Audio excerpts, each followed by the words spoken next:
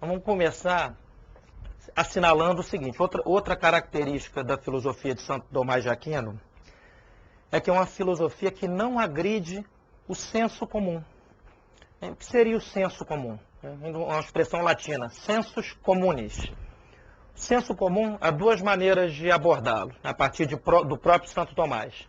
Uma delas é na questão número 78 da primeira parte da Suma Teológica, artigos 3 e 4, Santo Tomás diz que o senso comum é um dos 4 sentidos interiores. O que ele quer dizer com isso? Ele identifica nessa estrutura humana, corporal e animal, um corpo dotado de ânima, os 5 sentidos externos, que são tato, olfato, visão, audição e paladar, e 4 sentidos internos, que são o senso comum, a memória, a imaginação e a cogitativa. Por enquanto, vamos entrar no próprio senso comum. Nesse sentido técnico, o senso comum é aquele sentido interno que dá unidade à percepção.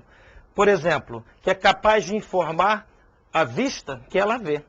O olho vê, mas não sabe que vê. Então, o senso comum é aquela capacidade de que o homem é dotado de, ao perceber qualquer ente, unificar todos os dados que são apreendidos pelos sentidos. Então, ao olhar essa cadeira, imediatamente eu a identifico como vermelha, com tal ou qual forma. Então, esta é uma das maneiras de se falar do senso comum, em sentido técnico.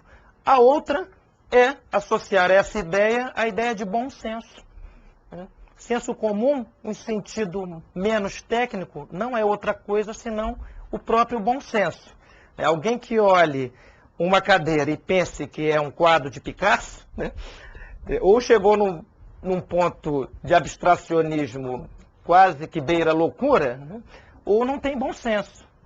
Lembrei agora de um conto do Machado de Assis, para quem gosta de literatura, que é o Alienista, em que o Simão Bacamarte, que é o cientista que procura delimitar os limites entre a razão e a loucura, ele tem um paciente lá no hospício que está estatelado no chão com os braços abertos, na firme crença em que, no momento em que ele fechar os braços, todo o universo virá com ele.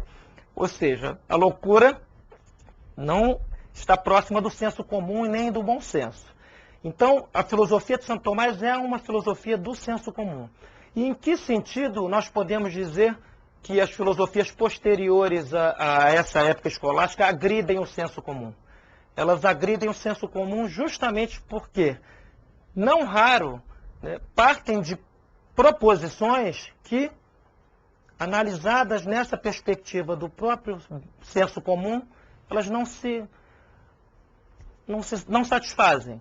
Vou dar 2 exemplos eloquentes aqui. Um deles é do filósofo Immanuel Kant, filósofo alemão muito importante.